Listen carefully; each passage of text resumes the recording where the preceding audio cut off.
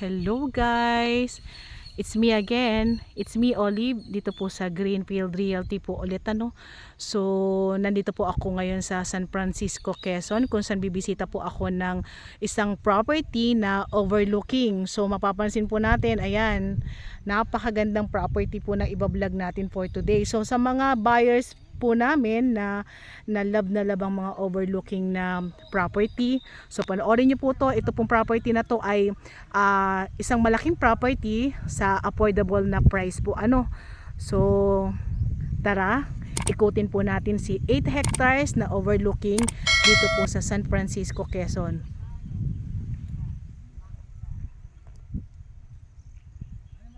So tara, excited na ako. Let's go! So yan, bali po, nandito po ako ngayon sa San Francisco, Quezon kung saan bibisita nga po ako katulad ng nasabi ko ng isang property na 8 hectares po ano. So mapapansin po natin yung pinaka road niya. Ayan, hindi ko na po na-videohan kanina, medyo malubak po. So to be honest po, yung road po natin is hindi pa po siya cemented road po ano, and then medyo malalaki po yung bato, pero okay naman po, kinaya naman po ng motor namin. So nakarating naman po kami ng safe dito hanggang dito sa may pinakaloob ni 8 hectares. So paliwanag ko lang po about po dun sa pinanggalingan namin barangay road. Ayan po yung barangay road no. So meron po tayong nasa 100 meters po na right of way para makarating po tayo dito sa may 8 hectares na binibisita po natin. So si 100 meters na right of way naman po is okay na po yan. So pipirmahan na lang daw po nung nagmamay-ari once na nabenta na or meron nang nag-avail. So walang problema po sa kanya. So ang mangyayari po, si 100 meters is hanggang doon po dito sa may niyog po na yan, and then pagdating po dyan is property na po ano hanggang dito po sa kinatatayuan ko. Ayan, kaya pasok na pasok po ang ating mga sasakyan dito po sa 8 hectares. So bubungad na po sa atin yung nagagandahang mga overlooking. Mamaya iikutin natin yan. Pwede po tayong mag-ikot dito sa property gamit po yung motor natin. So lahat yan maiikot po natin. So napakaganda. Ayan.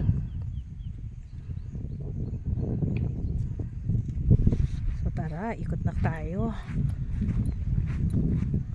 So ito pong tinatamaan ng camera natin to, isa ko pa po yan ng property, yung mga niyugan po na yan ano.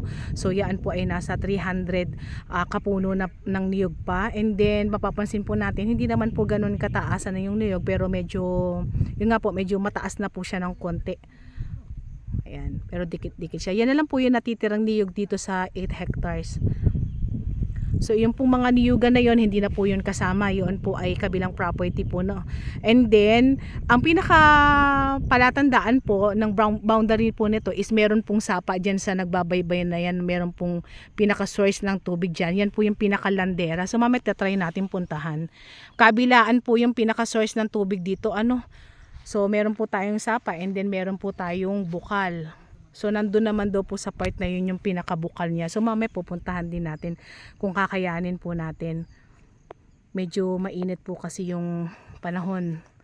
So tara, lakad tayo. Ganda. Yan, sa mga overlooking lover na buyers ko po. Naku, ito na po yung marirecommend ko sa inyo. Napakagandang property.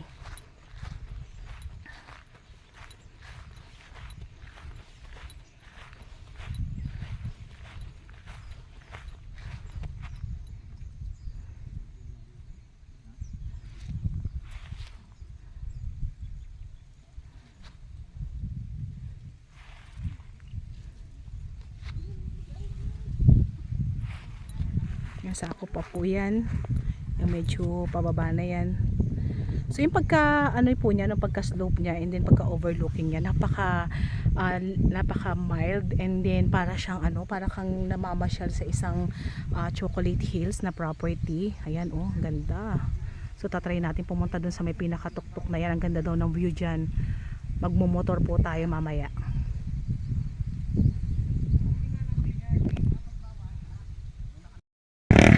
Ayan, magmomotor na po sila papunta dun sa property. Susundan natin sila guide po ano.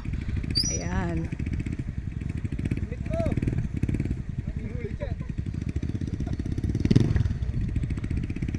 Sige, go!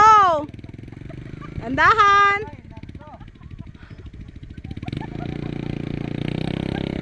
Ayan, pupuntahan po namin yung pinakatuktok.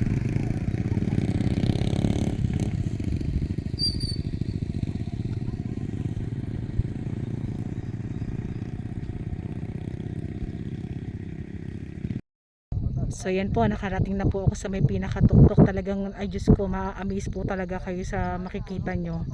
Ang ganda. Talagang kinaya po ng motor namin na makaakyat po dito sa may pinakataas po ano.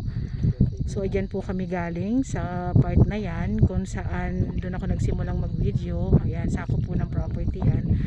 Pero ang property po natin is hanggang dyan lang po sa may maisan po na yan ano. Yan, zoom natin yan. So yung mga niyog na yon doon sa may dulong part na yon, hindi na po yan sakop. Yan, dyan, hindi na po yan sakop pa. So dito na lang po sa may maisan yan. So yung view talagang ma-amaze ka talaga. And then kagandahan po nito habang nililibot mo yung property or pinuntahan mo yung property, talagang hindi ka po mapapagod kasi kayang-kayang akyatin ng motor. So ito mataas na to, yan sako pa rin po yan ang property. So mas maganda daw po yung view dyan, kaya ding akyatin ng motor. Kung mapapansin niyo po yung pinaka daan po na yan, yan daan po na yan, paakyat yan hanggang dito sa may pinakatuktok. Grabe, napakaganda. Talagang ay, ma-amaze ka talaga. So sa mga buyers ko po na love po ang mga overlooking, nako, ito na po yung chance nyo, i-grab nyo na po ito. Napakaganda po talaga. So hindi na po sakop yung niyugan po na yan kung saan nakatutok yung aking camera po ano. So hanggang dun po yan sa taas na yun, yan hindi na po sakop. Sakop na lang po itong kinatatayuan ng aking mga kasama. And then yung nasa tuktok na yan, yan sakop pa rin po yan. Wow, talagang parang tanaw ko na po yung buong Quezon. Ang ganda, grabe. Ay talaga, triple thumbs po ako dito sa property na to. Wow.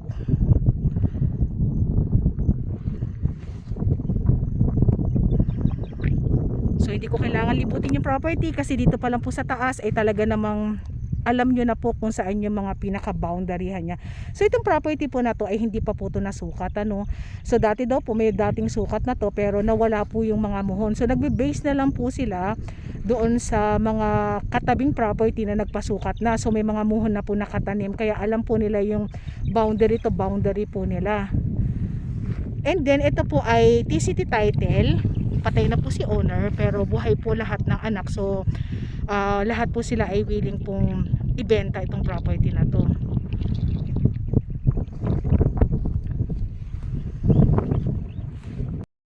Ayan, so kung tayo po ay manggagaling to Manila, ito po ay nasa 8 to 9 travel time po natin, 8 to 9 hours po ano.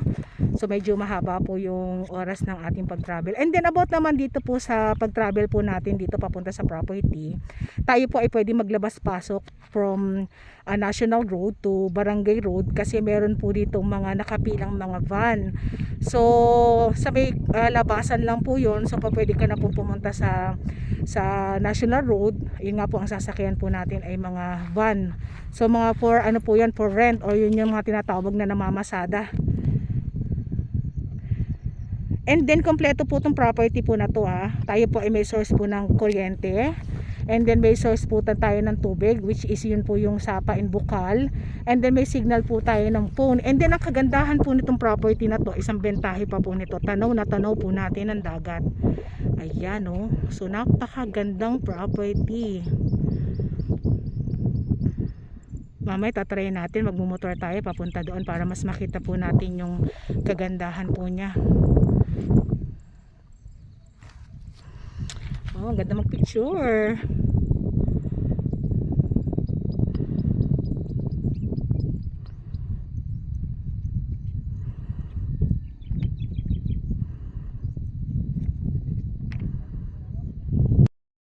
So mga natitirang mga puno na lang po dito sa property. Yun nga po kagaya ng sabi ko, tayo po ay may 300 kapuno na lang ng niyog.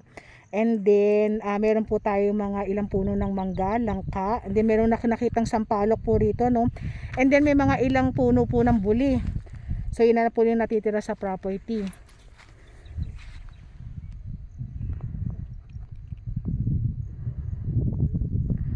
So abot naman po dun sa ating right of way.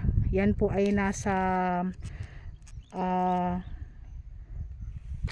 meters lang po ang ating right of way po ano. So medyo maigsi. So si seller na po ang bahala dyan, wala po tayong iintindihin sa right of way. So pasok na pasok po yung ating sasakyan papunta dito sa property kahit 4 wheels pa siya.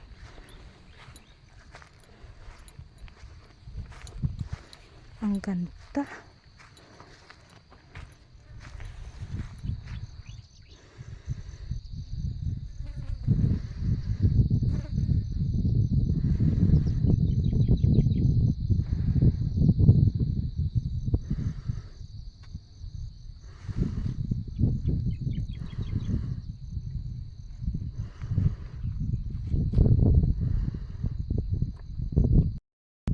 Yan, medyo gumilid pa po ako.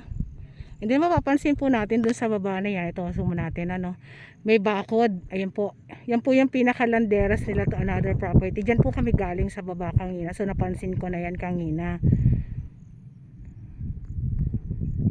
And then ito po ay nasa 1.5 kilometers para po makarating po tayo sa pinaka national road.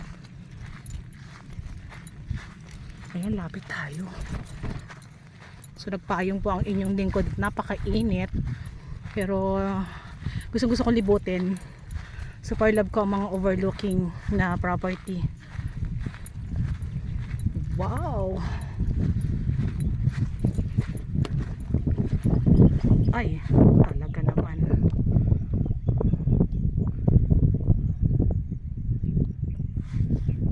Grabe. So lahat po ng tinatamaan ng camera natin, yan, maliban po dito sa may kumpulan ng niyog kung saan parang tanaw mo na talaga yung buong Quezon po, ano.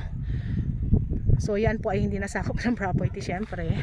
And then yung pinakamataas po na yan, yung parang Chocolate Hills po na yan, hindi na po yan kasama, no.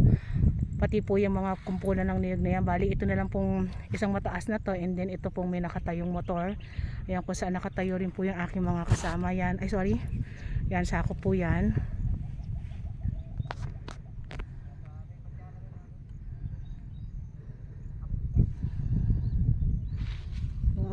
Ganda. So kompleto na po itong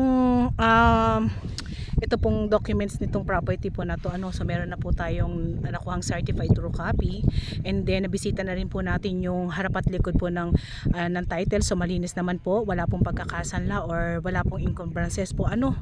So bayad na po si Amilyar, so okay na okay po tong documents ng property po na ito. Ganda. Tapos kung mapapansin po natin, ayun po yung pinaka road kung saan dyan po kami dumaan. Pero ang sabi po ni guide, pwede po kami hindi dyan dumaan sa road na yan kasi medyo mabato. So ongoing pa po yung pagpapagawa ng kalsada hanggang dito po sa property. Pero meron pa po isang road na pwede tayong pagdaanan dito po sa may bandang dulo po na yun kung saan malapit na po yung dagat. So pwede din po tayong dumaan doon. Pero hindi po namin na-try dumaan doon kanina kasi nga po dito po kami dinala nung aming guide. So dito po kami nagdaan sa part na to.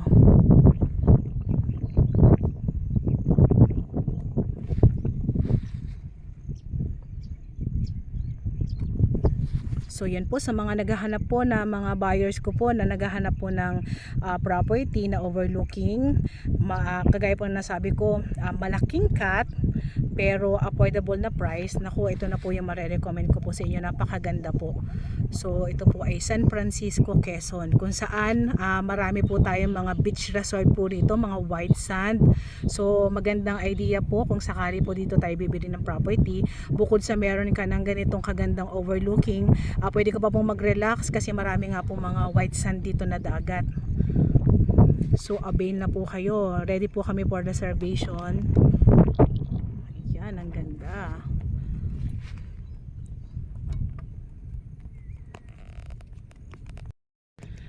So ayan po, bali isang magandang property na naman yung na-visit natin for today. Ayan po, sa mga gusto mag-avail, pwede nyo po kami i-message sa aming WhatsApp and Viber po na mag-a-appear sa inyong mga screen. And then kung sakali po meron po ako nakaligtaan na sabihin about dito sa property na to, meron po kami description po sa baba, ano, so pakiclick na lang din po iyon. So open po kami sa reservation, ulitin ko lang po para po ma-avail nyo si property. Ayan. So grab nyo na to, napakagandang property po nito.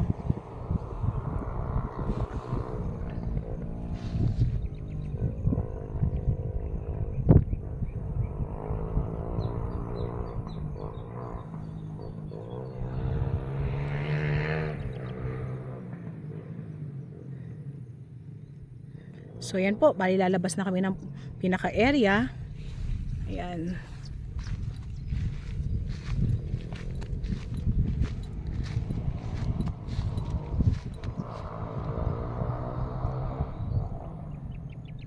So let's go. Uwian na. Ayan po.